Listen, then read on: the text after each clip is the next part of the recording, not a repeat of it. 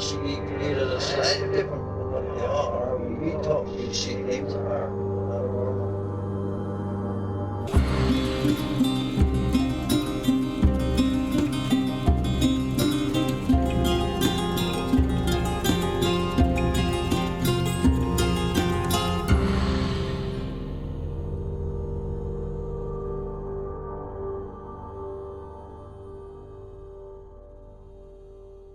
Welcome to Strange Familiars. Allison, Yes.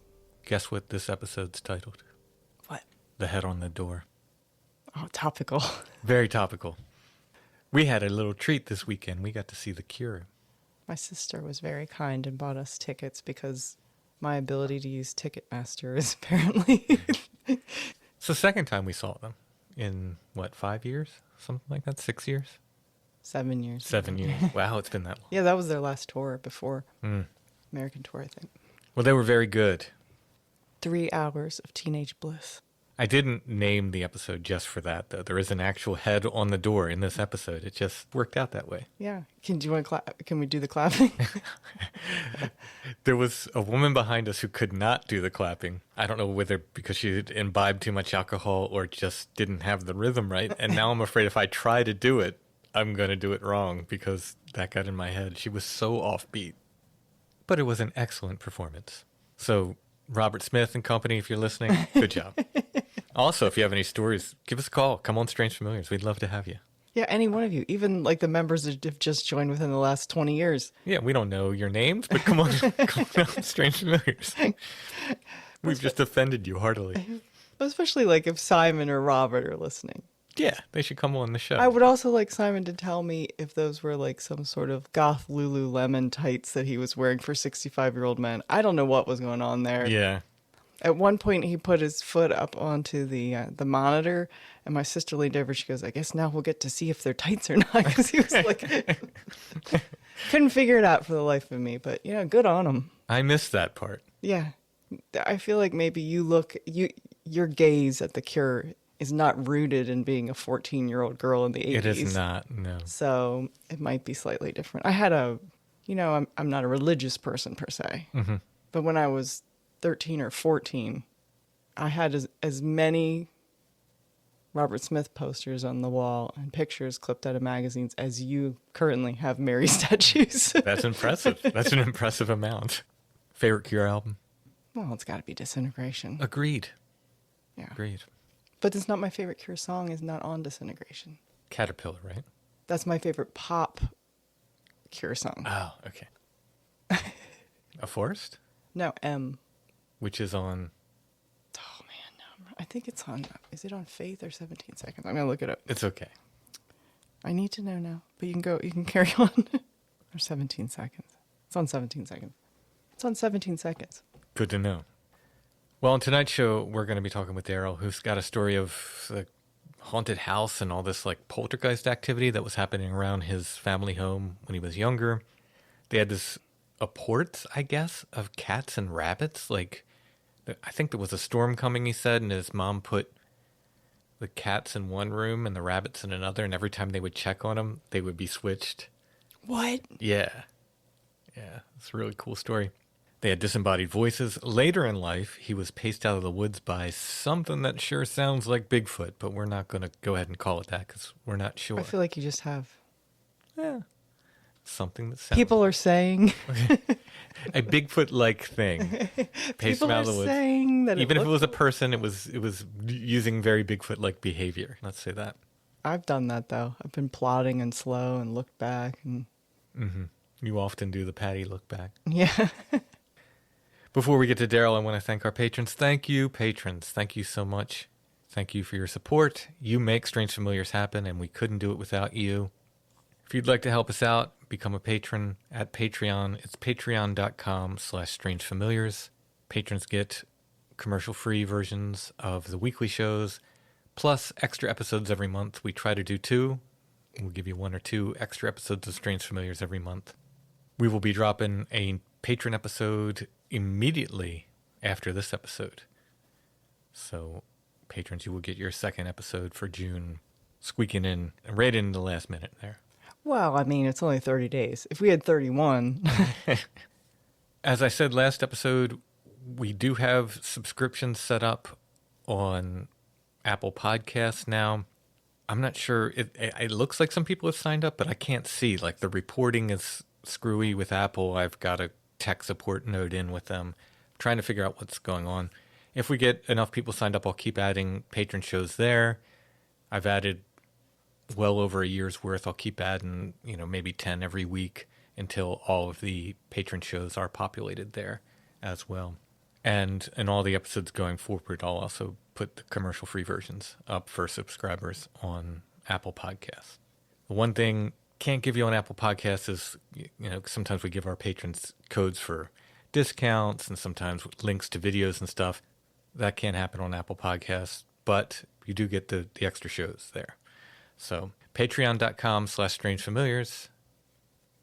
Subscribe on Apple Podcasts.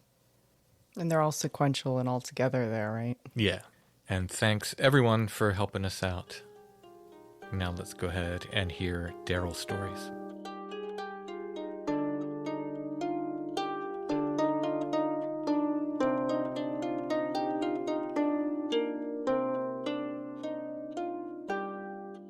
We're talking with Darrell tonight. How are you doing, Darrell?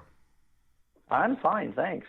Well, thanks for coming on the show. I'm excited to get your experiences down. Sounds like you have a variety of things. Yeah, I do. And, I've been listening to your podcast for a little while now since I came across your two books, the two that you wrote with Josh Ketchkin, if I'm pronouncing his name correctly. Mm-hmm. And there are a couple of other similar podcasts I listen to. And there are people who have much more sort of mind-boggling and harrowing experiences. But the thing that I guess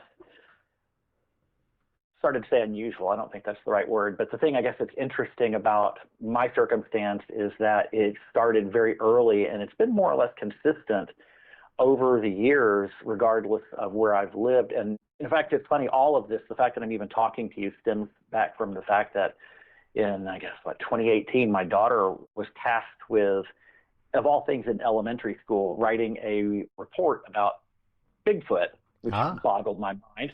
Yeah, I'm like, what?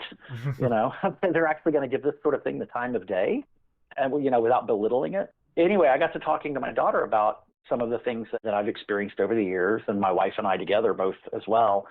And she at one point made the comment that, well, you've had a lot more of this kind of thing happen to you than most people. Now, I don't think that's necessarily true, but it did make me realize that probably compared to a lot of people, there's been a long string of odd and unusual things over the years.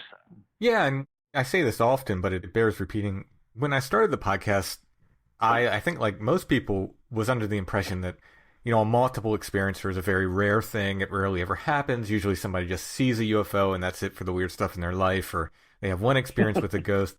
It's a lot more common. I mean, doing this podcast, just for people to have multiple things. I mean, I've had people come on to just tell me about Bigfoot, and in the middle of the conversation, they're talking about these ghosts they saw when they were out hunting, It's right. Amazing how people have these, multiple things, and I don't think it's as rare as most people think, nor as rare as I thought, honestly, when I started the podcast.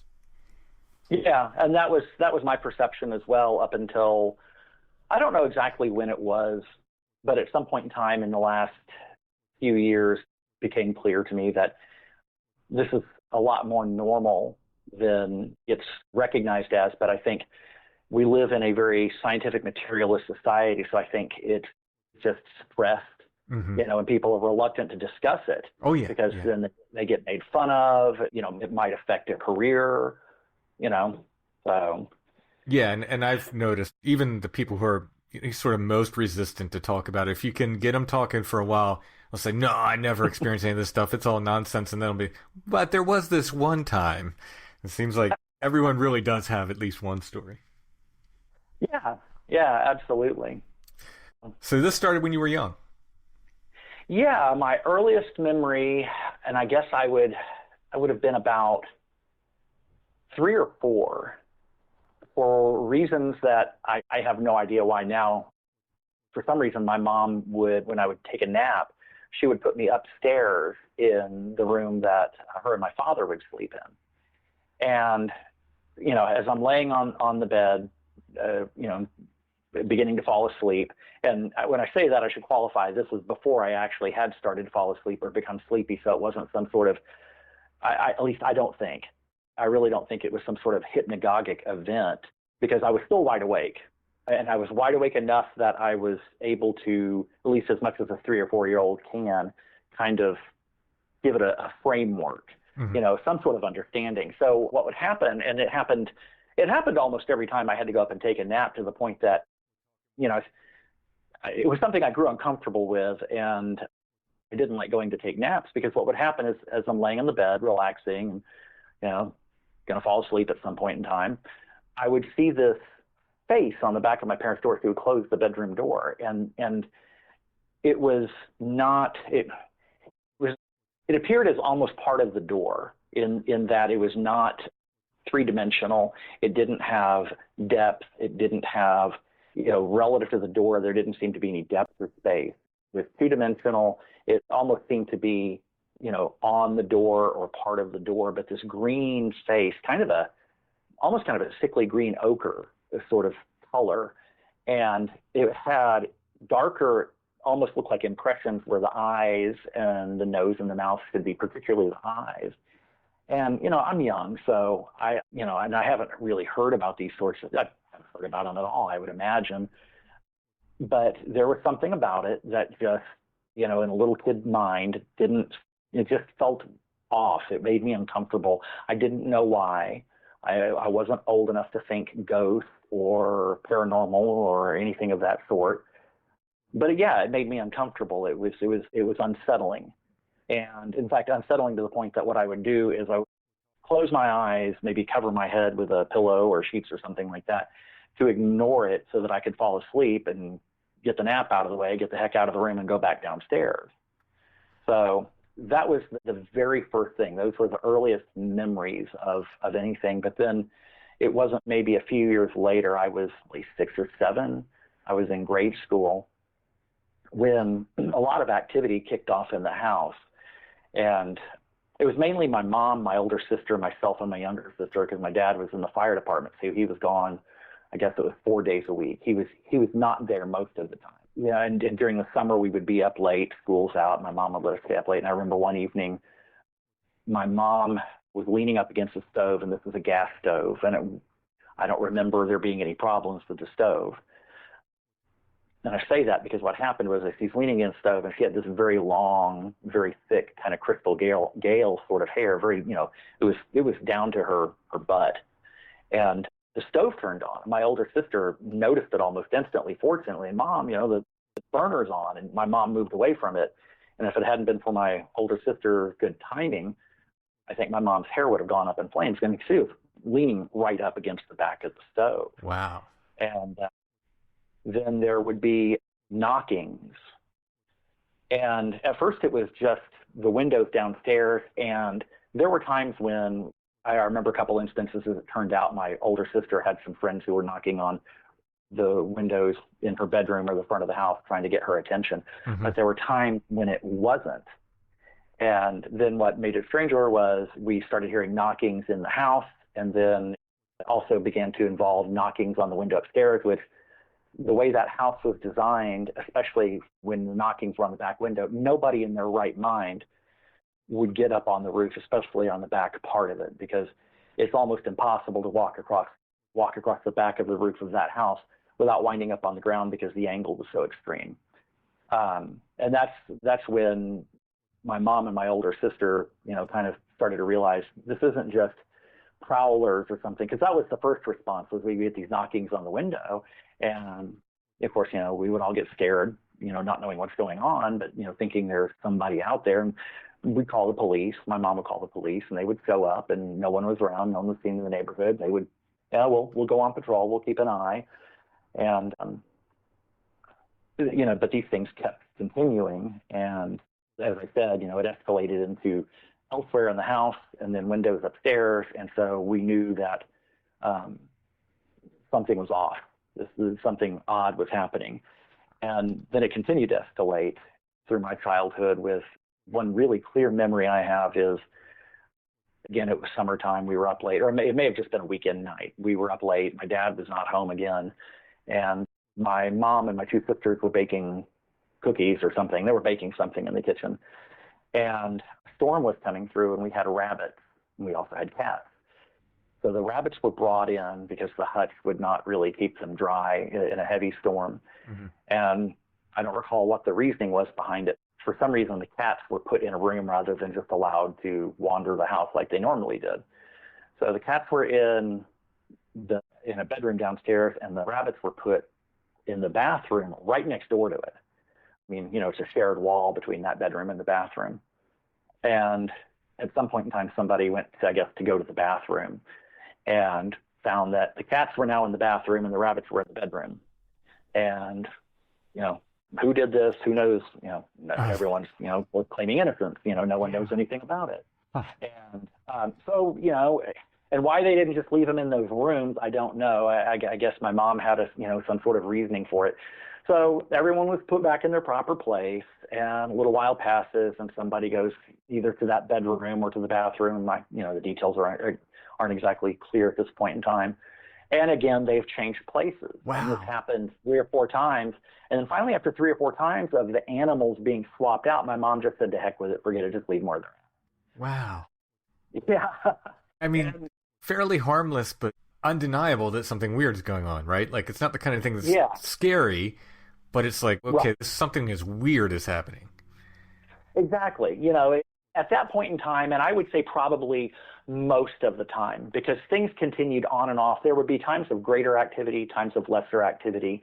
And there would even be times when it would almost seem to go dormant for a period of time. And there were, in addition to what happened to my mom's near miss with her hair on the stove, there were only 2 other incidents I can recall that show anything that seems to demonstrate any kind of maliciousness or any kind of malign behavior. Everything else seemed to be almost more in, and this was kind of an interesting choice of words, I just popped in mind, I didn't consciously think of this, but to say it in this context that it had a prankster-like quality is kind of interesting. Mm-hmm. Because it did have a prankster-like quality. Now, my older sister would probably disagree to some extent because she saw on a couple of different occasions. I never did. With the exception of the thing on the back of the door, I never witnessed anything visually. It was always auditory or things like what happened with the rabbits or what happened to my mom. But my older sister witnessed something coming down the stairs one night. She was walking to her bedroom back from the bathroom and happened to notice this entity on the stairway, which scared the living daylights out of her. And of course, she said she made a beeline for her bedroom and dove under the covers. Wow. Did she describe it? Yeah, and I wish I thought about this knowing that we were going to talk. I thought, I really need to get in touch with her and ask her some details, and then I forgot to. I wish I had, because I don't recall how she described it. I just know that she said it was illuminated. It was giving off light. Oh, that's interesting. Yeah, I mean, to me, I don't know how you probably have other thoughts about it. To me, it's just interesting because, well, that's just kind of odd. Mm-hmm. But beyond that, I wouldn't know what to make of that. Yeah. What does that possibly imply? I have no idea. Yeah, I mean, hard to call it a shadow or something when it's actually giving off light. Yeah. And when she says light, it wasn't something that was really bright, that was lighting up the stairwell to any great degree. But as well as I can remember from the last time we talked about it, which was a few years ago, the last time I was over at her house, it was way out in the country, so I don't get out her way very often. But she had said that, it did have a luminescent or a luminous quality about it without necessarily being something that was, terribly bright. Yeah. Wow. And then she said she saw, and again, I wish I'd thought to call her because I don't remember the details, but I know that she said she saw a face above her bedroom door one night when she was lying in bed. She woke up for whatever reason and happened to notice this face above her bedroom door, and I really regret not calling her because I think it would be a lot more useful if I had specific details. But at any rate, she had said that there was something very disturbing about the face that she saw. I mean, it really unnerved her. So, different from the face that you saw, as far as you can remember. Yeah, couldn't have been any more different. Hers was very clearly, as much as I remember, it was very clearly human or human-esque. It had, clearly defined facial features and had clearly defined eyes. And one of the things I vaguely recall was something about the fact that it seemed to see her. So, and I think probably anyone would experience that as pretty dang unnerving. Sure. Yeah. But that's as much as I really recall. If I say any more, I would really be embellishing, because that's as much as I can recall with any kind of clarity or reliability. So yeah, like I said, my older sister would disagree with the. If I was to say that there wasn't any sort of malicious or malign feeling about it, she would disagree pretty strongly with that. Yeah. But I just never, with the exception of that feeling of something about that face on the back of the door seeming unsettling. That's the best I can give it, because again, I was a little kid, so I didn't have a lot of language or conceptual, conceptual things to use to put it in any kind of framework. But I know it unnerved me. It made me feel uncomfortable. This is all happening in the same house. Yeah, this is all in the same house. I lived there from the time I was brought home from the hospital until I moved out when I was 19, I believe. As much as you're comfortable, and you can be very general if you want. Where was this? Oh, I don't mind. So I grew up in the North Dallas area of Dallas, Texas, and this was in a little suburb of Dallas called Farmers Branch. Okay. And speaking to the more malicious seeming aspects of it, the other two things, of course, what was said about my mom, my sister's two experiences, and then I guess I actually would make it four things, because the other one would be my younger sister was using the bathroom and this is the same bedroom, by the way, that the cats had been put in so many years before. And probably what was happening was somebody was using the bathroom in the hall. Nobody wanted to go upstairs when that was the case.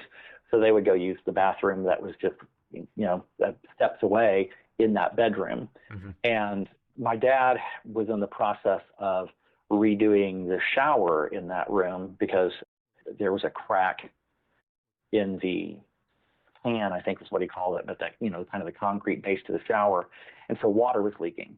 And, having things like the rug in the living room, which was on the other side of the wall from that, the carpet was showing up as wet. Yeah. It was something I dealt with.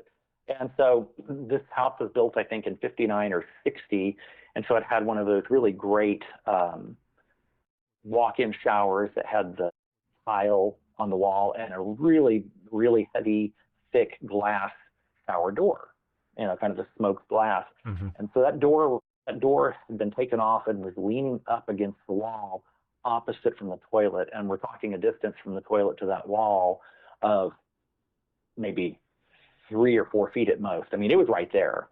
And so she was in that bathroom, and we were all home that day. And the next thing you know, she comes racing out of that room, screaming, crying at the top of her lungs. And what had happened, and I had to move that door on more than one occasion when helping my dad working on this. That door weighed a lot, and it was leaning up against the wall at probably about about 25-degree angle or so. And it's not something that's going to move easily on its own. If you slip forward and your feet press against the bottom of it, it's not going to just move. It had some serious weight to it. So it really took some effort to move it. So anyway, the shower door had fallen away from the wall and on her. And, the door they used very heavy, very thick glass. And so, of course, it hit her and broke. And she wound up with this tremendous scar on her left shoulder because that piece of glass hit her and really just tore her left shoulder open.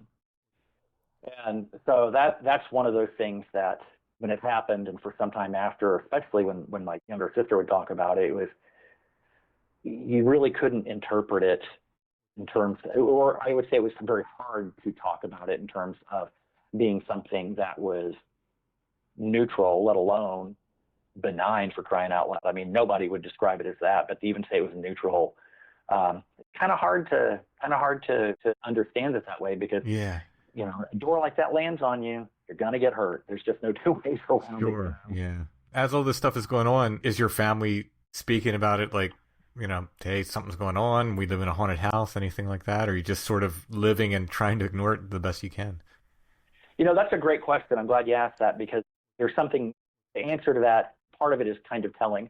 Now, my dad, two things about my dad is, first of all, to answer directly to your speak directly to your question, he never acknowledged it.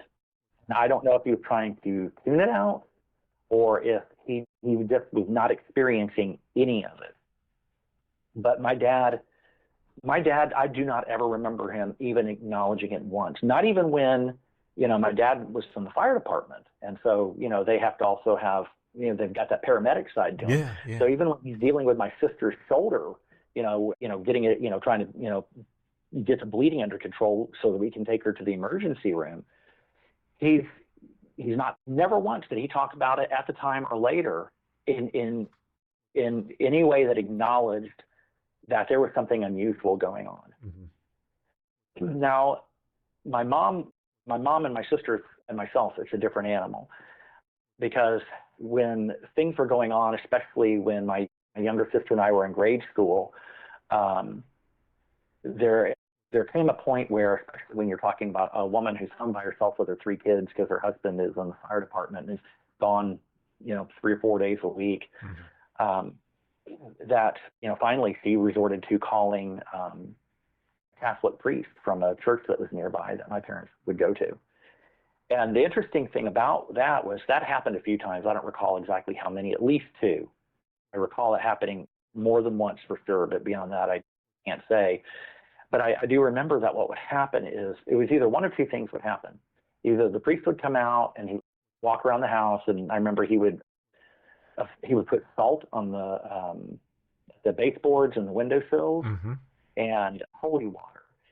And it would either he would leave and there would be no effect. In other words, things would just continue on as they had. Or I think on one occasion, it may have been more, so I can only say on one occasion, that things seemed to escalate after he left. Huh. Wow. So, yeah. So make of that what you will, but I know that anytime you get any combination of the other 4 of us, my mom, my sisters, and myself, and actually my uncle, my mom's brother, actually both of her siblings, now that I think about it, because they both would stay at the house from time to time. And they, I don't recall what sorts of things they encountered, but they knew that there were unusual things going on at the house. So you ask any of those people other than my dad, and you'll get an answer, yeah, there's something really weird going on in the house. Don't is haunting, whatever, not sure what to call it. Yeah. I don't think anyone ever even actually used that word. I think everyone just always kind of referred to as the weird things that happened in that house. Interesting. Yeah. In fact, when I would talk about it over the years, I never used that word, partly because the word is just so loaded. It really is, yeah. Yeah, so I just always say the house was occupied. Yeah. It seemed like an appropriate description.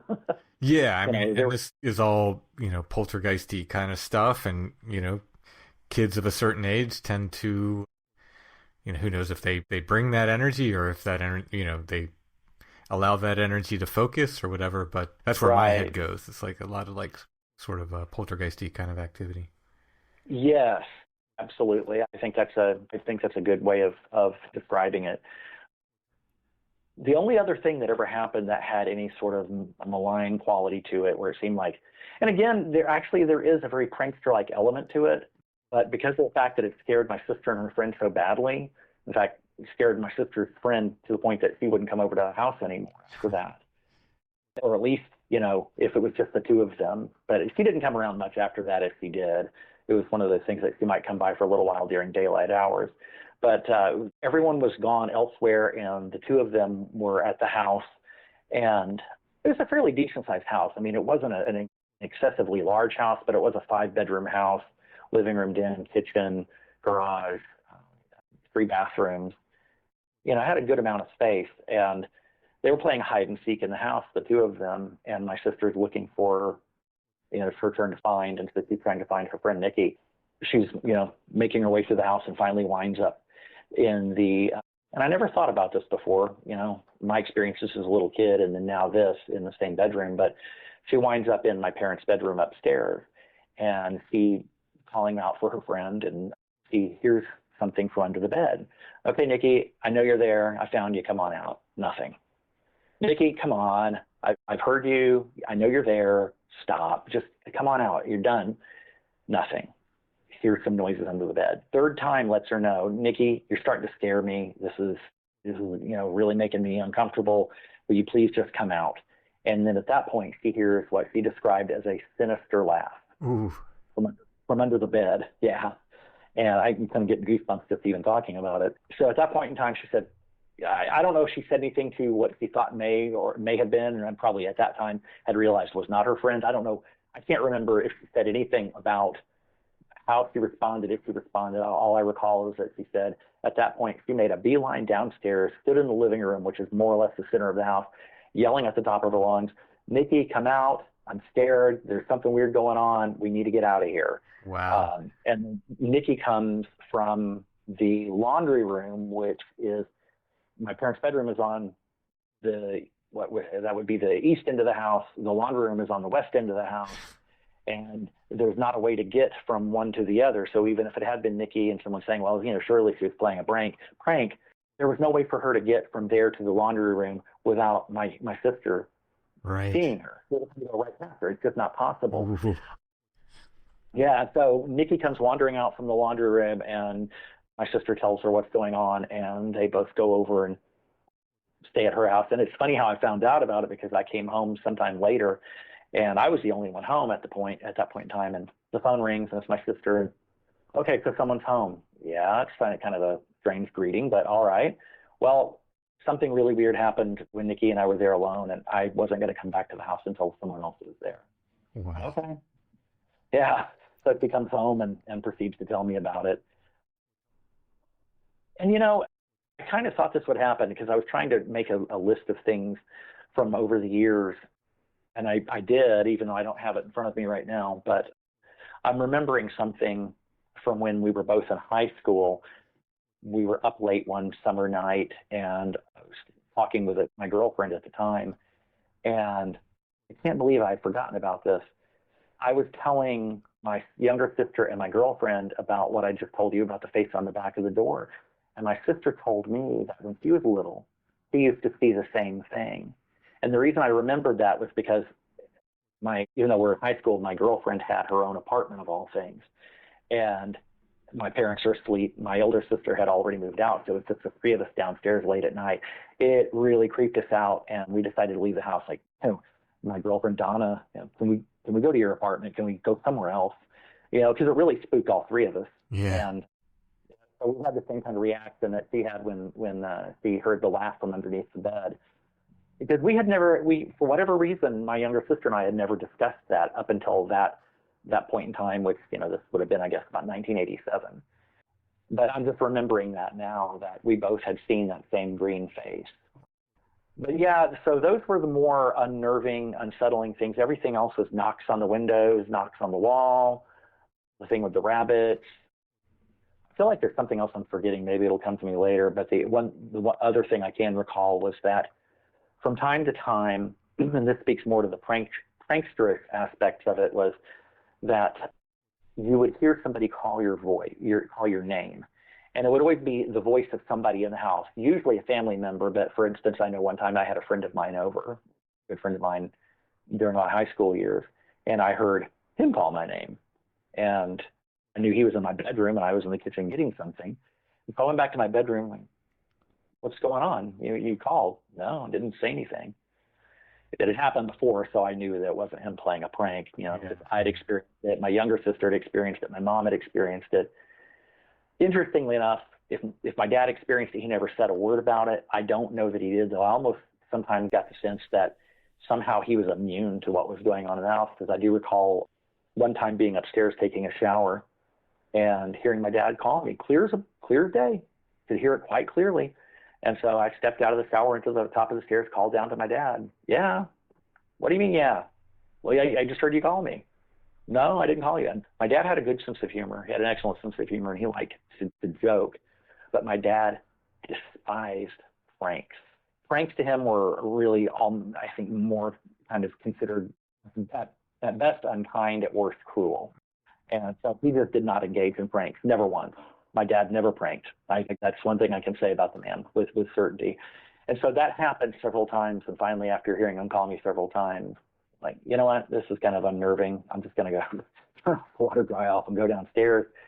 And I remember at the time and when this came up over the years, thinking, it was kind of curious that it was my dad's voice, but my dad seemed to either be left out, immune to it. Somehow he was not involved, I guess, or either he just didn't acknowledge it. I don't know what the case actually is. My hunch is that he was just left out of it. He was never targeted, singled out, whatever word you want to use.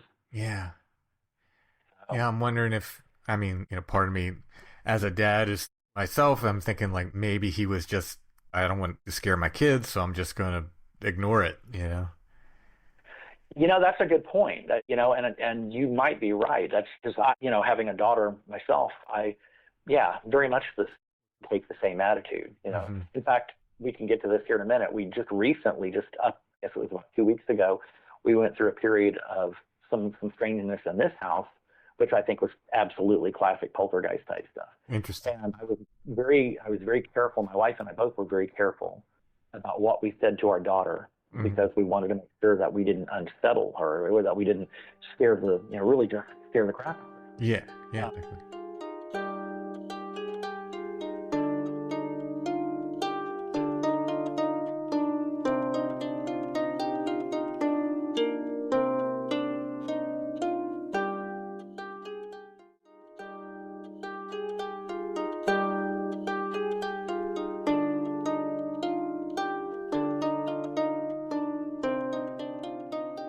There were some things that happened. Most of it my daughter seemed to witness the greater percentage of it, like 75, 80%. But my wife and I both had our own experiences. And what happened with my wife was during all of that. What happened with me preceded everything kind of going crazy there for a few weeks. Well, I know it's out of order, but we might as well talk about it. Okay, yeah, sure. Yeah. Well, let me say this just so that I don't forget, to put a cap on the whole thing with regards to the house I grew up in. And then I'll go to recent events here. Yeah. It was about the last year I lived in that house. I moved out within 8 months or so, maybe a year at the most, of the time of this event. But I was up late one night, and again, that same bedroom that had the bathroom where my sister had the shower door fall on her, which everyone always commented on the fact that there was a weird vibe in that room. And it may have just been a weird quirk of the way the house heated up and cooled down and where the sun shone throughout the day. But that room was always a few degrees colder than the rest of the house all year round.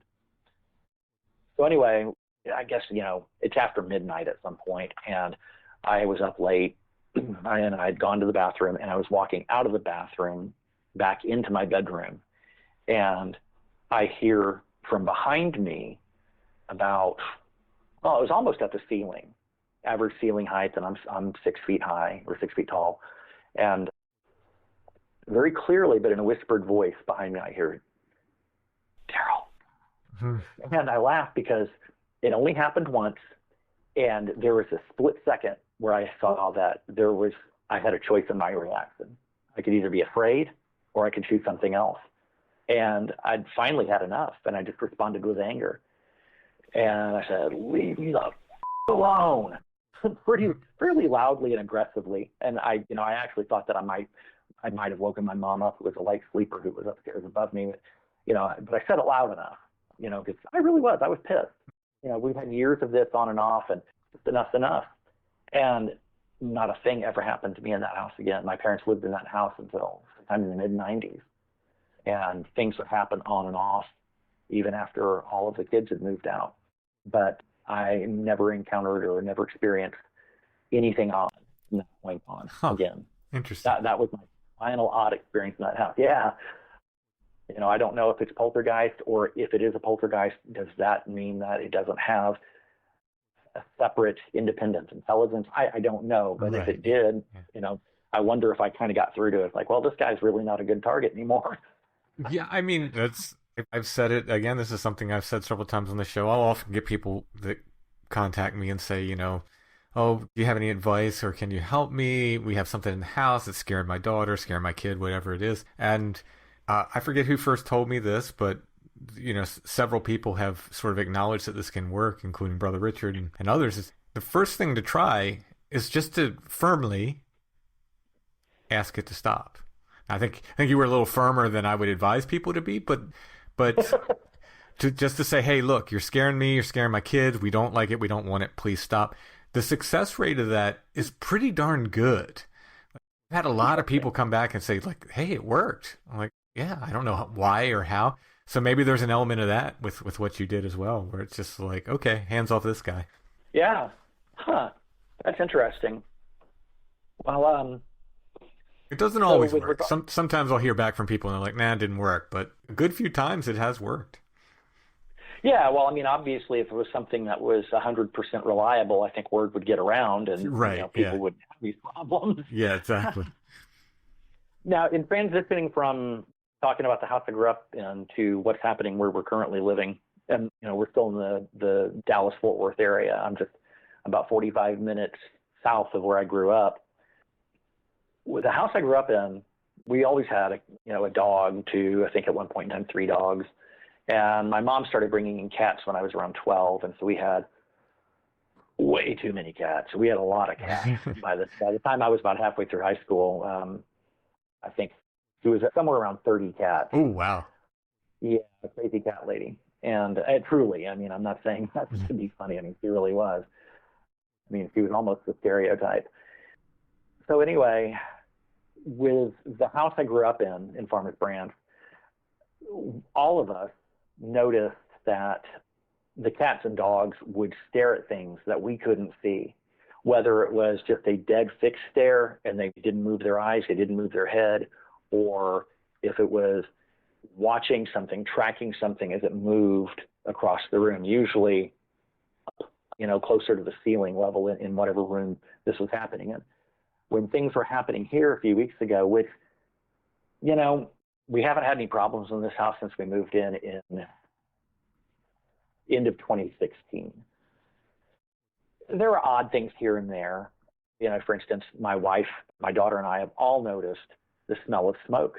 The smell of really cheap cigarettes, actually. Mm-hmm. And I'm assuming you know what I'm talking about. Somebody gets a really bargain basement brand and they have that kind of, it just stinks. And we've all noticed that. And I always have wrote it off to the fact that at least one of the people who lived here before us was a heavy smoker, because we have some glass light covers on the ceiling fan in this room, and they're just painted. You can see that it's smoke. It's from cigarette smoke that they've been discolored, because the people who've been here before had been here since 1979. And so I just assumed it had gotten into the duct system in the house, and perhaps even into the sheetrock, because I've encountered that sort of thing before, where enough heavy smoking is done for long enough, and it really seems to just kind of seep into the walls. Oh yeah. So I assume that's what it was, and it may be. I'm not going to say it's not. I just thought it was interesting that we've all noticed this from time to time. And now that I think about it, I don't think anyone has smelled it at the same time, because my wife just mentioned to me the other night, we were in our bedroom getting ready for bed. It's funny how when you talk about these things out loud, you can get some clarity on it, because when she mentioned it to me, I didn't smell it, which that should have registered. I don't know why it didn't. And I don't think it's ever been the case where somebody says, I smell that smoke smell again. Yeah. And no one, it's not that it's happening where one of us where it's happening to us as we're telling it to the other person or persons, but it's happened more than once where somebody will say, I smell that smoke smell. And it's happened enough times, and no one's ever said, yeah, I smell it too. So that's an odd detail. Mm-hmm. But anyway, so we've had some odd things here and there since we moved into this house, but nothing, well, that's not entirely true, because my daughter did tell me as everything was happening a few weeks ago that over the last few years, there were 2 different times where she saw something looking at her from the top of the door, and the door was open, and it was looking at her from the other side of the open door, so it was behind the door. And, now admittedly, my daughter's just now, also, she was 15 last November. And so there were times in the past where she would say things, and, this was happening at a time when I'm noticing that she's watching a lot of spooky stuff on YouTube or on TV. And so it's gotten her fired up. And so now her imagination has been activated, and, she's interpreting things in a way that is other than what somebody else would subjectively say was happening if they were there with her. Mm-hmm. But those 2 instances are a little different because she's vehement. I mean, she's adamant. It's like, no. And I even grilled her on it when she was telling me a few weeks ago. And she was very firm. No, this was different. I saw I saw this thing twice. It was looking at me from over the top of the door. It was there. I'm sure it was there. Okay, fair enough. So, we'll take that out of the category of things that you imagined to happen because you were amped up on stuff you'd seen that had spooked you. Right. So there are some things here and there that kind of make you wonder, in particular those things that my daughter relayed to my wife and I. But when things started to take off, what happened was the first noticeable event was I woke up one morning, I guess this was about 8 weeks ago, and my wife and I keep our room completely dark at night when we sleep, and the door closed, and the closet light in our bedroom was on. And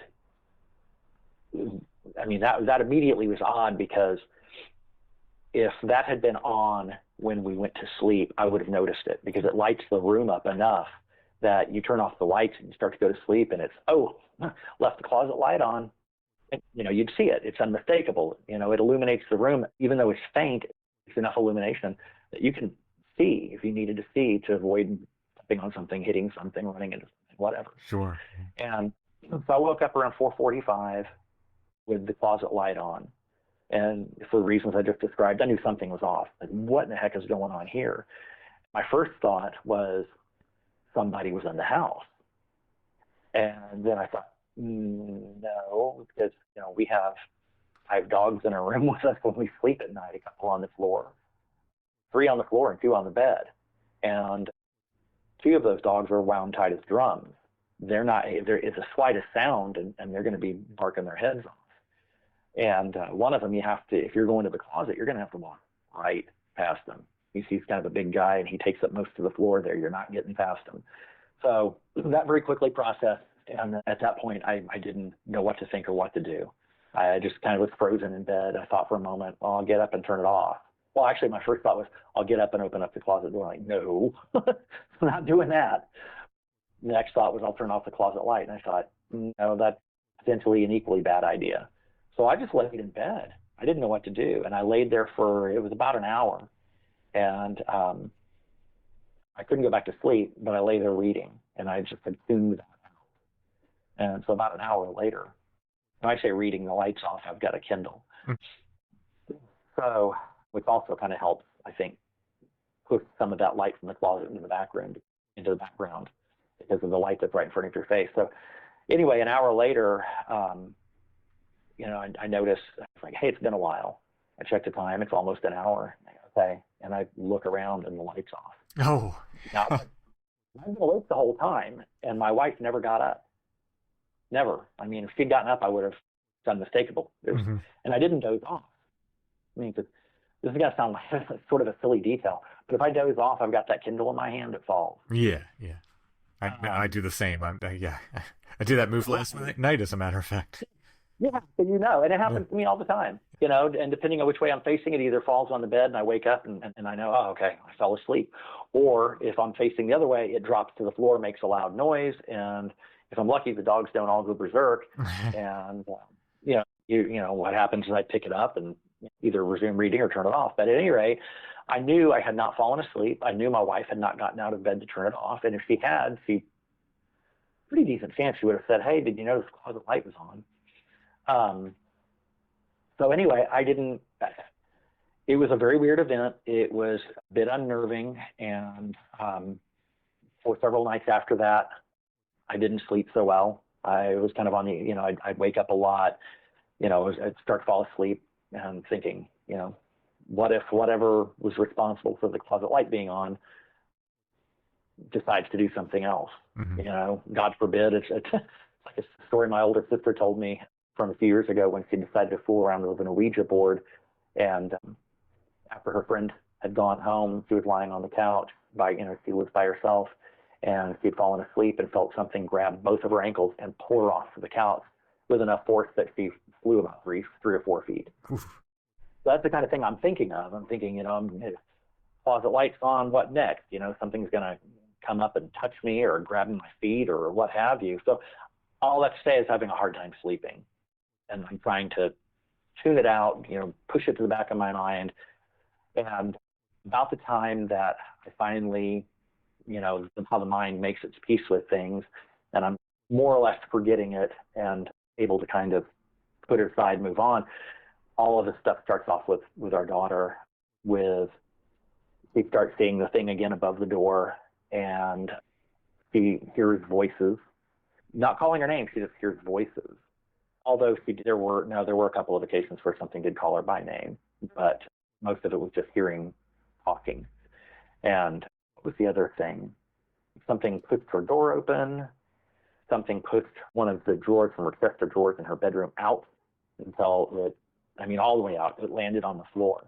I remember what else. And then there was one morning a few weeks ago when she was getting ready for school, and my wife and I get up, a little after she gets up to start getting ready for school, and she's telling my wife and I about I forget which particular event, but that more things had happened while she was awake by herself for that first hour that morning. And I leave to go take care of, there's something else I've got to do in another part of the house. And I'm over in the other part of the house doing that. And the next thing I know, I hear my wife calling out my name loudly in a very fearful tone of voice. She's unmistakably freaked out. I had no idea what. All I know is my wife is incredibly upset. I can hear it. And so I come running in, and she tells me that she's in the bathroom and actually using the bathroom, using the toilet. And the small bathroom, the shower curtain is right there next to her on her right-hand side. If you're on beside you and you move your elbow out a few inches, you're hitting it. So you hear something scratching at the shower curtain, or the liner, so it's as if it's on the inside the shower. And so she hears something calling her name and scratching at the shower curtain liner. Wow. And yeah. And so when she told me that, all the hairs on, all the hair on my arm, the back of my neck went up, because my wife we used to play pranks on each other when we were younger, when we were first living together, before we had our daughter or anything. But, we haven't played a prank on each other in, decades now. Mm-hmm. And if she's going to play a prank about something, it's certainly not going to be that, especially in light of the fact that we've already got a few days of my daughter saying there's something going on. So we're not going to do anything to exacerbate that situation. So all that to say, I knew that she was clearly genuinely upset. Something had happened. This was not a joke. And you talk about reacting badly. Well, this makes my reaction to the house I grew up in pretty mild, because I just proceeded to start walking around the house bellowing at the top of my lungs that you need to get the heck out of here. You're not welcome. You're not wanted. We don't want any of this. You need to go. Mm-hmm. My wife had gotten concerned about some of this stuff when a few little odd things had happened a few years ago. She had bought some, sage stick or smudge stick on the suggestion of, I forget, somebody who knows about these things. And they said, yeah, I get some sage and burn it and go around the house burning it. So I've got that thing lit. I'm going around the house, smudging, smoking through all the rooms, and, carrying on like this at the top of my voice. And it was effective to a certain extent. things immediately slowed down. They didn't stop, but they slowed down probably like 80 or 90%. Neither my wife nor I had anything else happen to us. But my daughter was still seeing things and hearing things. And so this went on for several weeks, and eventually it finally tapered down. And then an acquaintance of mine, he used to, and still does occasionally, does ghost investigations. He was a part of some ghost hunting group here in North Texas. And he's found, first of all, he's one of those people that's kind of sensitive and seems to have ways of dealing with this that most people don't. But one thing is he has this crystal skull that he says he's taken into a few investigations they've done where the activity is particularly intense and on the scary side. And he said, I'm sure there are reasons, but he didn't really explain them to me, not with any great detail. But he said taking this crystal skull into any of those situations, it just sets it off. I mean, it sets it off just hard. It's like goes from whatever level of activity to zero. It's done. So he came over and walked around the house with the spell, and seems to have worked. I mean, wow. I don't know. I mean, things were already tapering down to begin with, so hey, I don't know. Yeah. Yeah, if it works, it works. Exactly. If it works, it works. And even if it was a mixture of a variety of things that work, or if it was all that, I don't know. Mm-hmm. I'm not going to say one way or the other because I don't know how these things work. Right. That's beyond my understanding. But if my daughter's at peace and not feeling tormented by something that she doesn't understand or can't explain, then that's fine. By any means necessary, it's fine with me. Yeah. I mean, we don't know why these things start. We can't necessarily say why they end, but I just say go with it. If it works, go with it. Yeah. Well, and it's also, for me, it's a profound lack of understanding because, you've got all these little individual groups. You've got ghost hunters, you've got UFO hunters, you've got people interested in Bigfoot, and they all have blinders on. They just see their thing. But I should have probably said right at the beginning of this conversation that I've been interested in this since I was somewhere in grade school. I think I was in second grade when I found a book in the school library about UFOs. And I'm not sure why I checked that book out. I'm not sure. I think I was always drawn to things that were a little odd anyway. Because, when I was reading at a very young age, and I would go with my mom to the adult section of the public library, and I would always find things like pyramid power, stuff like that. And I just always interested in me. It held an interest for me just because, it's different. Mm-hmm. It's unusual. It's not the typical stuff. And I checked out that book from the library, and that sparked an interest. And then when I was in ninth grade, a friend of mine said, "You need to read this book," and handed me a copy of the Mothman Prophecies. Oh, wow. And yeah, and I was really grateful he did, because that led to, I'd already come across Jacques Vallée, and that was really helpful too. Mm-hmm. But John Keel was the first one I'd ever read who said anything about the fact that this phenomenon, it's all interrelated. You mm-hmm. don't have these little isolated groups of things that are happening, whether it's UFOs, hairy monsters, poltergeists, mysterious fires, whatever. It's all part of the same big phenomena. It doesn't have categories or subsets within it. It's all just one big whatever it is. So, what I'm trying to get at by saying that is that, and I'm sure you'd agree with this, anyone who says they understand it's either lying or it's out of their mind. Right. They fooled themselves, or they're lying. Yeah. Exactly. And so that's, for me, that's the thing that I always try to keep in mind, is that I don't know what this is. My daughter was saying something about it being spirits. I'm like, yeah, maybe, but what's a spirit then? Is it a dead person? Is it an intelligence that occupies a different bandwidth of reality? What? I don't know. Mm-hmm. Yeah, exactly. It's, so many people talk about ghosts, and it's the same kind of question. It's like, what are you talking about? 'Cause they can't always be the spirits of dead people. And over time, I've come to think, like, probably that's a rarity, actually.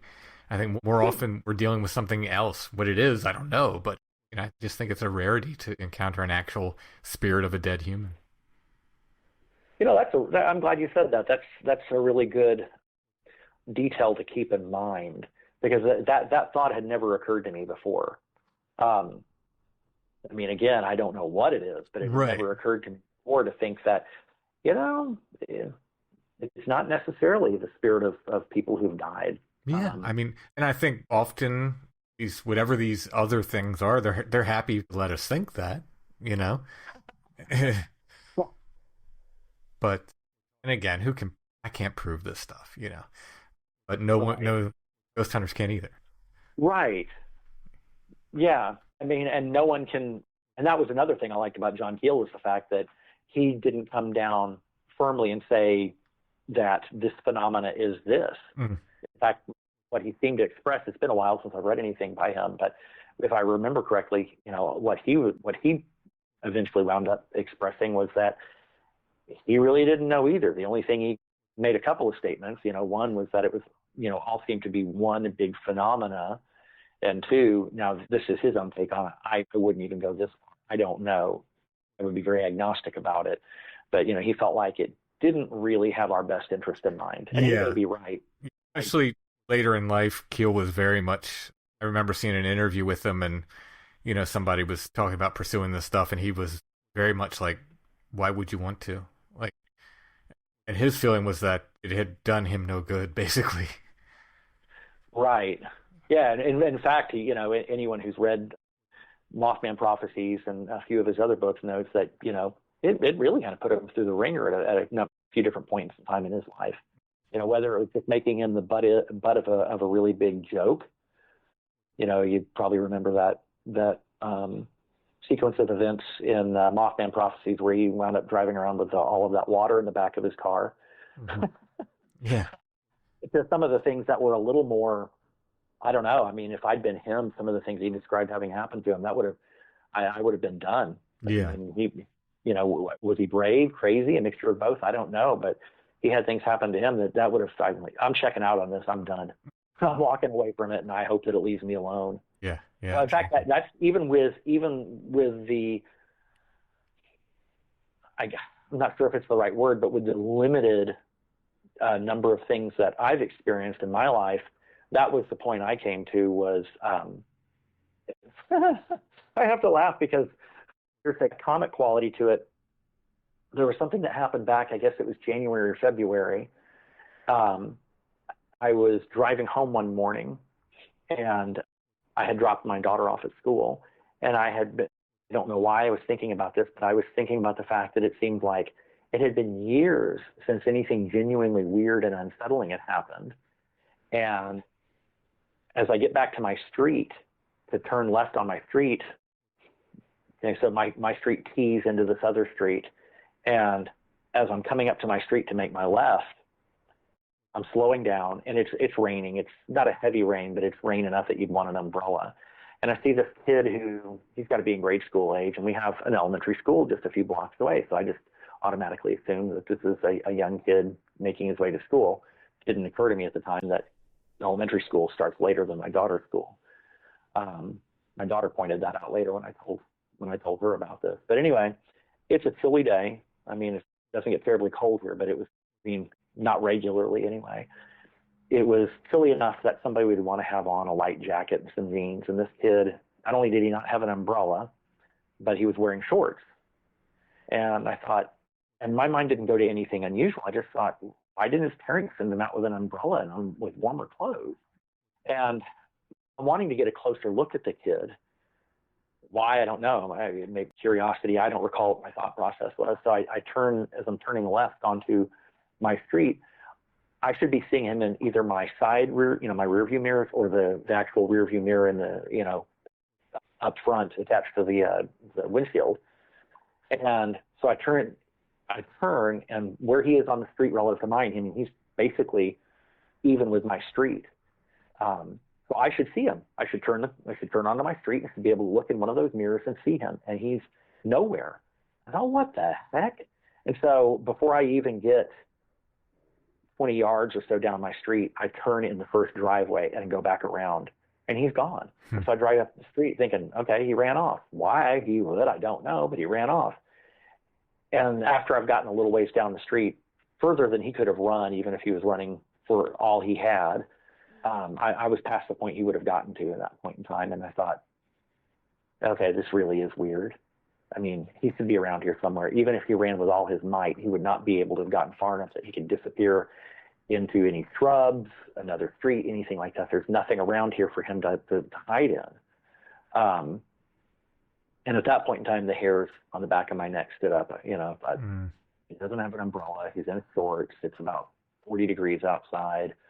And like I said, it didn't occur to me until, or it wasn't brought to my attention until I told my daughter a day or two later about the whole thing, that elementary school starts almost an hour later. So, you know, he wasn't walking to the elementary school. And so the hairs on the back of my neck went up, and proceeded to walk in, you know, went back to the house and went inside and told my wife about it.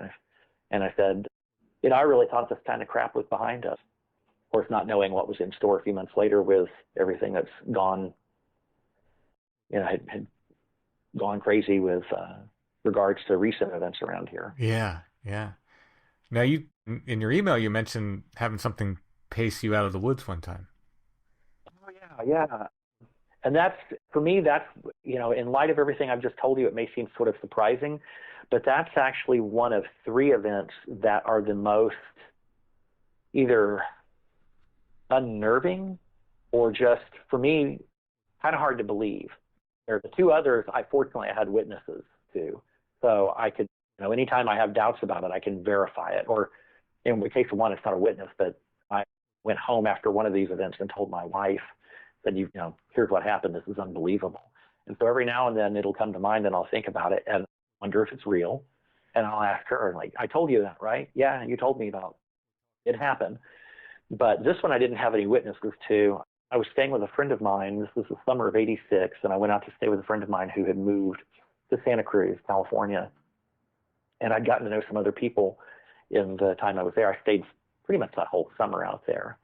And she had something else to do that day because I spent a greater portion of that summer with a friend of mine. But because she was engaged elsewhere, a family event or something, I wound up spending the afternoon with someone I'd met there, and he knew people who had set up this kind of campsite way up in the Santa Cruz Mountains. And when I say way up, I mean, it was, I think we walked about an hour to get there. Wow. And it was very removed from town. And so it was getting later in the day. He was going to stay overnight. They had sleeping bags, they had hammocks, they had, you know, all kinds of, you know, they were set. I mean, they could stay up there for days on end. You know, all it required was somebody to go and get food, because there was even a natural spring right there by the area that they'd set up. So they had plenty of water too. So he was staying. I was not going to stay. I wanted to head back into town, and I wanted to do so fairly soon because it was probably about, I'm going to guess, around in the neighborhood of 6. The sun was not down, but it was heading that way. And I didn't want to be walking most of the path out of there. Once you got off of the trail that led deeper into the woods, it was a matter of following a set of railroad tracks all the way back into town. But even with railroad tracks to follow, I just, you know, nobody has a general rule going to want to be trying to walk home in the woods after dark. Yeah. You know, whether because it's unnerving or it's just common sense, that's something that most people would avoid. So that's what I was doing. And I had made my way to the railroad tracks and was walking along. And the significance of the railroad tracks is that at that point, I was walking fairly quietly. Occasionally would step on gravel, but I wasn't crunching branches and leaves and pine needles and that kind of thing. And so at one point I stopped, and it sounded like my footstep echoed. Why would my footstep echo? Okay. You know, kind of a little bit of red flag starting to go off, you know. And keep in mind, I'm not coming to any conclusions. It's just, it struck me as kind of weird. And probably the first thing on my mind was that I was being followed by either somebody from the camp and they were messing with me, or my friend who I was there visiting had mentioned that it was not uncommon for occult activity to go on in some parts of the Santa Cruz Mountains. So I thought perhaps, if I was thinking anything at this late date, it's hard to say, but the last thing on my mind was anything too out of the ordinary. Really, what I'm concerned with is, another human being that might have some ill intent. Right. So I start walking again, and then I very intentionally stop. Didn't hear anything. I do this a couple times, and finally I caught it again. And I stop, and I hear a footstep behind me. Like, okay, not my imagination. What's going on here? And so around that time that the sun is going down on my right, and there is kind of an incline in that same direction. Not very high. It goes up about maybe, 10 or 12 feet. And it's right there. I mean, we're not talking about something that's a distance from me. It's not yards away. It's right there. I mean, all I have to do is step off the railroad track and start walking up the incline. So I turn and I look, and I remember at the time a sense of this, whoever this is, they don't want me to see them because they've got the sun to their back. And there's something, I didn't think about this for a long time until my daughter started that report I mentioned that she wrote about Bigfoot. Mm-hmm. At the time, there was a weird element to it of not sensing someone else's thoughts, because that's not it. But it was like I could pick up on a vibe. I could kind of pick up on some intention, or I really don't know what the best word is for it, but I could just it was almost as if I could kind of get a sense of what they might be trying to do. Let me explain it by saying this. When I turned to look, and I couldn't see them because of the light behind them, and also the fact that they were kind of behind some brush or scrub or tree or something. They were partly obscured by that, and then having the sun behind them. When the sun is behind somebody and you're looking at them, because of the sun, you can't really make out what you're looking at. Right. And it was kind of this sense of they could have walked on the other side, but they didn't. They walked on this side because they knew what they were doing, was the sense I had.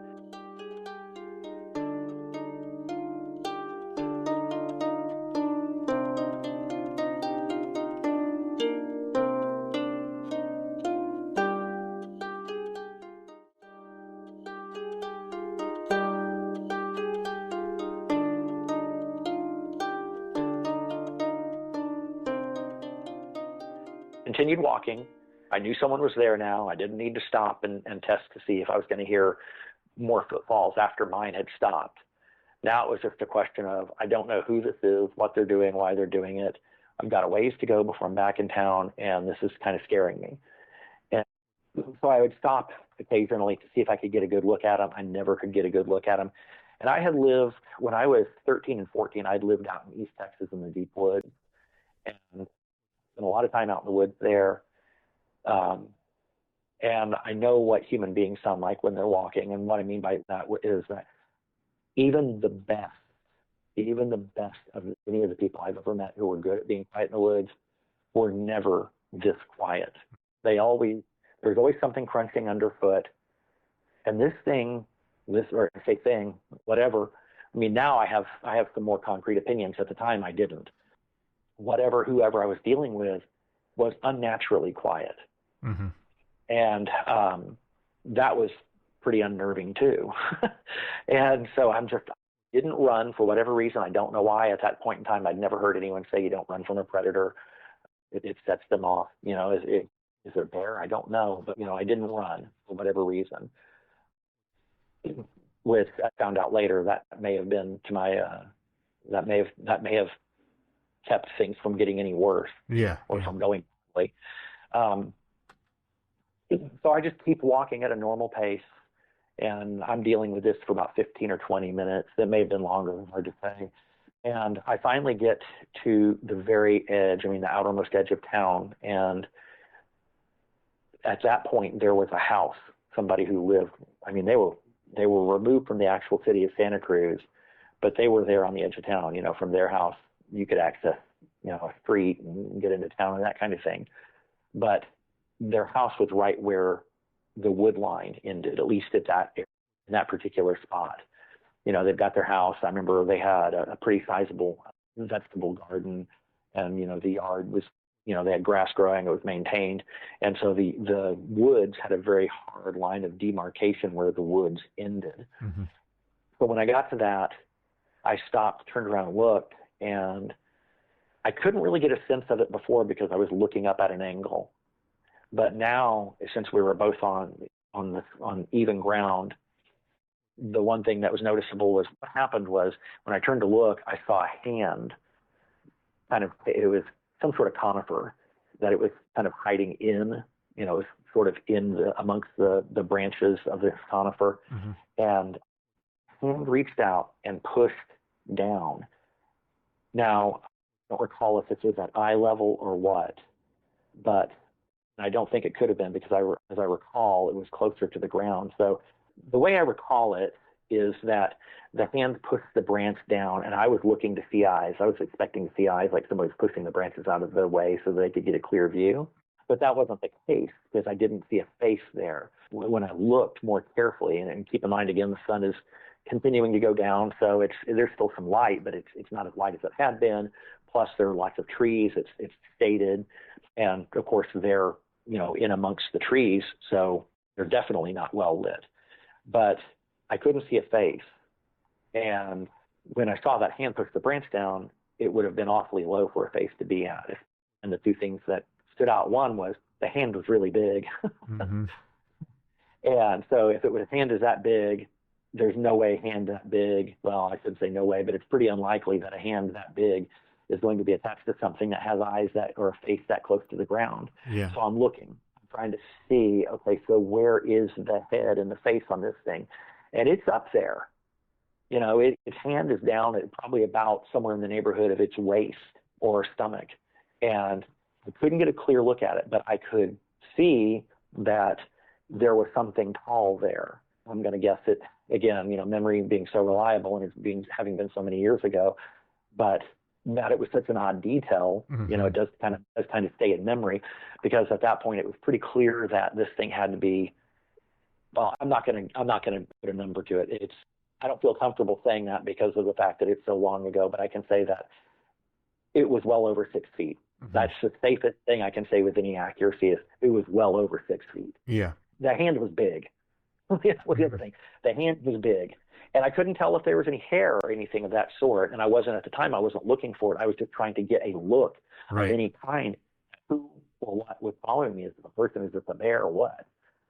Of course, truth is I knew it wasn't a bear. I lived out in the woods of East Texas and had done a lot of hiking and camping around the rest of the state, Texas that is, and had encountered brown and black bears many times. And I knew it wasn't a brown or a black bear. Yeah.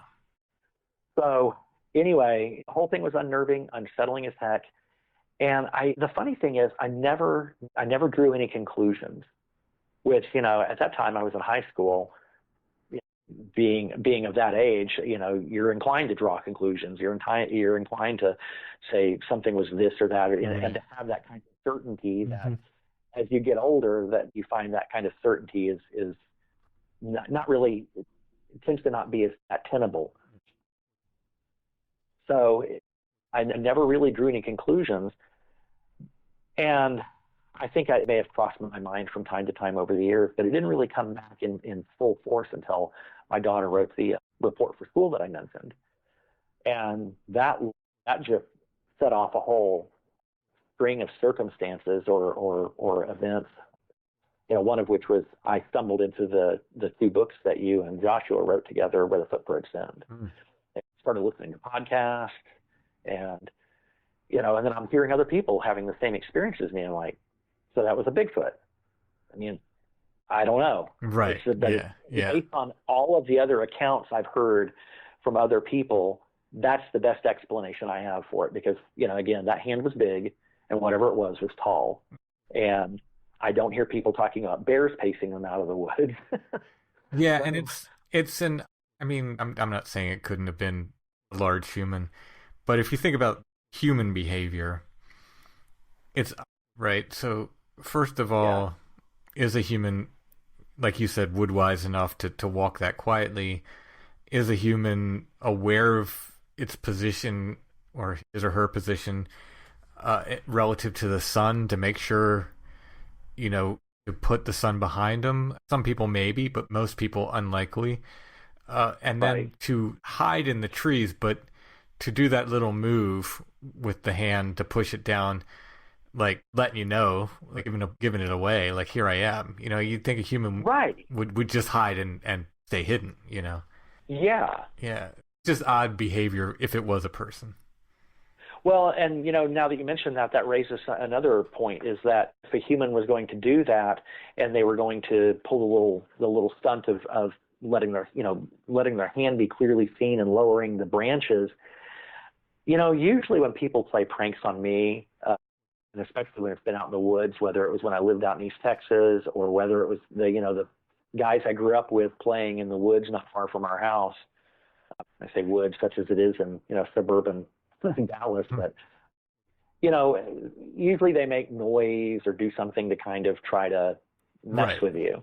Yeah. And in fact, I would go so far as to say that anytime I've ever encountered something like that with another human being, they're usually fairly far from quiet. And this thing was, with the exception of the occasional footfall I caught, was dead silent. And now I've heard rumors of people, especially like First Nations people, being able to walk that quietly in the woods. And that very well may be true, and I don't doubt it. I've just Yeah. never had any personal experience with it. But, what are the odds that I've got, a tribal person out there following me in the woods? Yeah, and just that little move at the end, it's again, I'm not saying it's Bigfoot, but it's so Bigfooty that like they seem to like just like that little like, hey, yeah, look, I'm here. You're not going to get a good look at me, but I'm just letting you know I'm here. It's just the kind of Yeah. weird thing that they do, but again, we don't know. But it's certainly creepy. When Yeah. you said paced in the woods, usually people don't get a look at anything. They don't get to see anything. And in fact, I don't know. No, I'm going to go ahead and say if you saw something that's probably more disturbing, but it's very disturbing. I'm thinking of one time in particular. I was in a local park and I was hiking there and it got dark while I was there. And I was actually checking out tree structure that we had found previously. And I was walking back from it. Something was just pacing me in the woods. But I should have been able to see it. It wasn't so dark that I couldn't see it. And these woods weren't so brushy or anything where I shouldn't have been able to see it. It was close enough. I should have been able to see whatever was walking next to me. And I couldn't. And it was so weird. I'm just like, what is going on here? Like, I should be able to see this. It's whatever's here is making enough noise that I can hear it and hear it clearly. And it walks when I walk, and I stop, and I hear a shuffle when I stop. And I look over, and just nothing's there. So I don't know. But that's the way I thought your story was going to go, because I've heard that from other people. But no, you actually saw something, which is, either way, it's not uncreepy. Yeah, absolutely not. In fact, I was unnerved as heck. I was, I really was. And the fact that I didn't run, it was almost like something was looking out for me, or somehow, seeing to it that I was kept in check, because that would be pretty much anyone's first instinct is to just run for it. There probably was the fact that the railroad tracks were there probably played a role in that, because I'd been in situations before running and trying to run on railroad tracks, and you know how it is with those planks of wood being spaced. You don't run on those very well. Yeah, trip hazard after trip hazard, yeah. Exactly. And in between there's lots of gravel. It's just not ideal for running. So I'm going to, again, I can't say for sure because it's been so long, but I'm going to wager that probably was playing a role in it. But the other thing I wanted to mention about it was, and you talk about things that are Bigfooty, was, there wasn't any mind speak. I've heard people talk about that, or, telepathic communication. There was none of that. I didn't hear any voices. I didn't get any kind of words in the mind. But what I did get was the first thing that tipped me off, before the first footfall, actually, was the cracking or the snapping of a branch. Not a large limb, but something that's probably a half inch, maybe an inch in diameter. Not terribly large, but large enough to make a loud snap without it sounding like you hear people talk about something, say the diameter of a average human arm being broken and it sounding like a shotgun going off. Yeah. Nothing like that. just a typical size branch being snapped. And I don't know if it was snapped by hand or if it was snapped underfoot, but when it happened, I remember there was this distinct impression because that was when I first stopped. That was the first pause. That was the first thing that made me stop walking. And the sense was I was intended to hear that. Mm-hmm. And it was a very strong, very distinct impression of that was intended for me to hear, which, that helped kind of color the overall experience. Yeah. The fact that, oh, okay, so something wants me to know it's here now.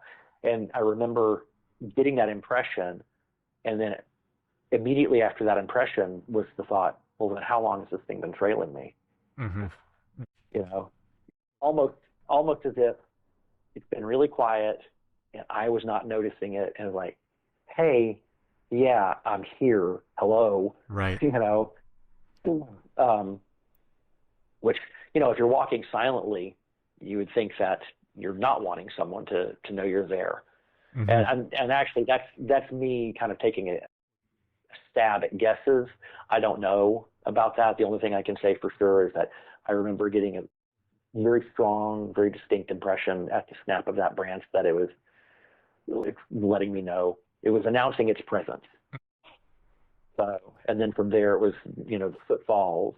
Oh, hold on a minute. You know what? God, memory. That actually was not the first thing that happened. I was hearing the footfalls and kind of dismissing them.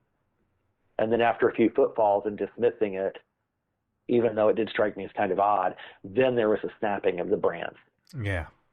I can only speculate, but I guess at that point it's, I'm hearing footfalls, but dismissing it, I'm blowing it off. And so let's snap the branch and just make sure that there's no doubt for this guy that that we're here. That was an experience that I would not care to relive. I get that. Yeah. Yeah, especially alone. You feel alone when these things happen like that. It's like, oh yeah, I'm by myself. Yeah, you're right. And that was a very distinct sense. I'm by myself and I'm still a ways from town. Running would have been a bad idea because, even if I could have run and kept some distance, I wouldn't have been able to keep running and maintain that distance right for as long as it's taken me to get even just to the edge of the woods. Yeah. Nah, I would have been out of breath before I'd gotten to that point. Mm-hmm. Darrell, thank you so much for sharing your stories. Yeah, well, it was my pleasure, and thanks for the opportunity to, kind of make a record of this. Oh, sure. And for our patrons, you're going to share a couple more stories with us. So if you're a patron, you'll get to hear 2 more stories from Darrell.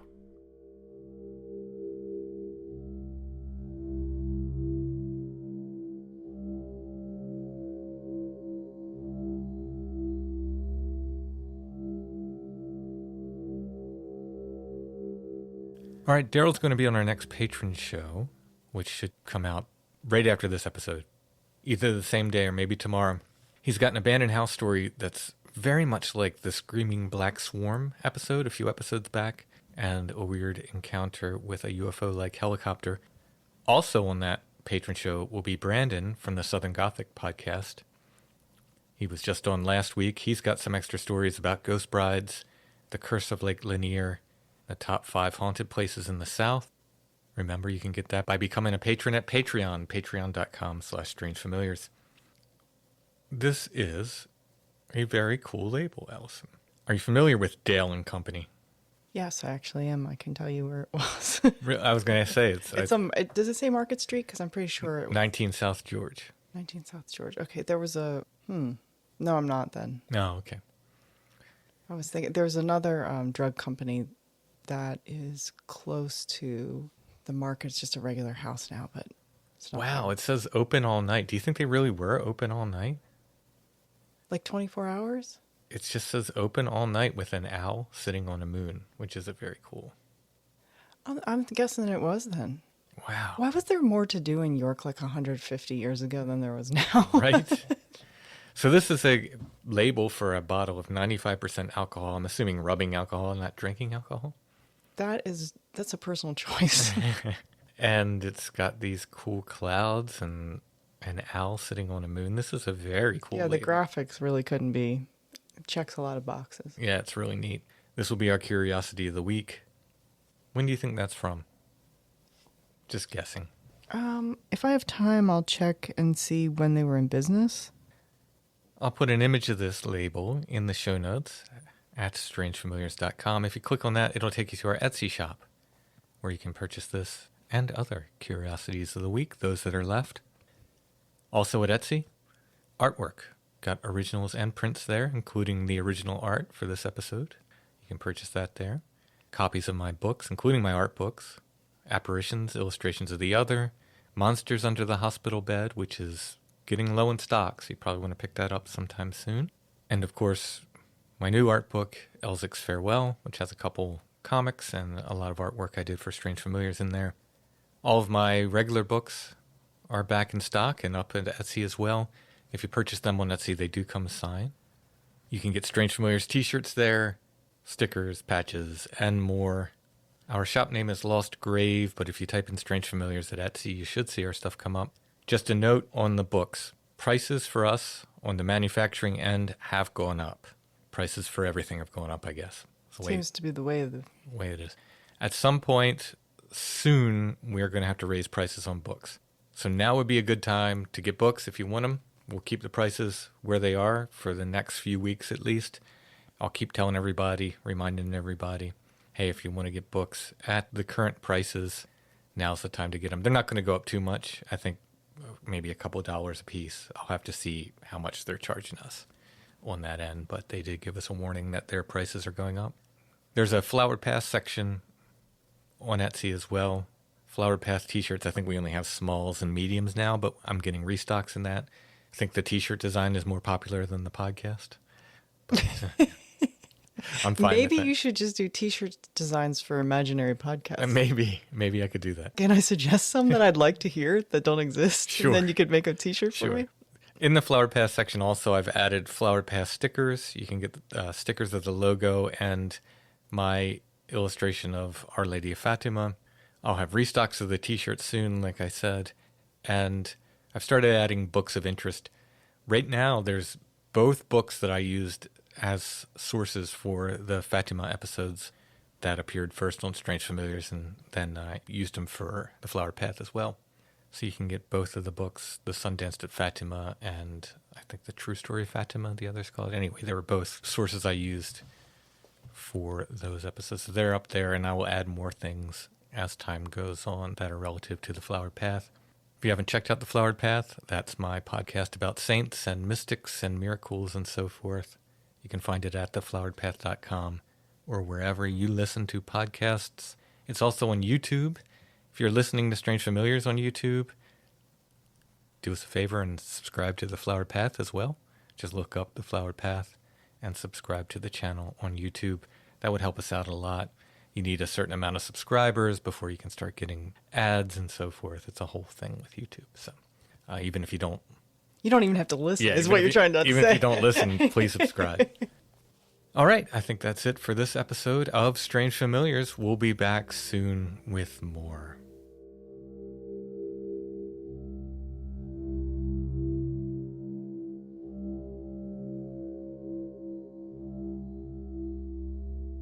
Strange Familiars is a production of Dark Holler Arts. Intro and background music is by Stone Breath. If you want to hear more or purchase music by Stone Breath, you can go to stonebreath.bandcamp.com. Strange Familiars is on Facebook, facebook.com/strangefamiliars. You can join the Strange Familiars gathering group there. We're on Instagram at Strange Familiars, one word, and we're on the web, the World Wide Web. Really? Mm-hmm. You got your ALL all fired up? At www.strangefamiliars.com.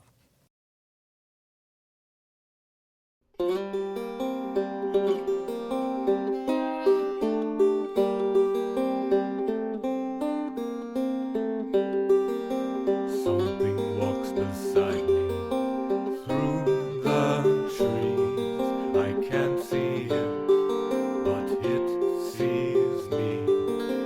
Something walks beside me through the trees.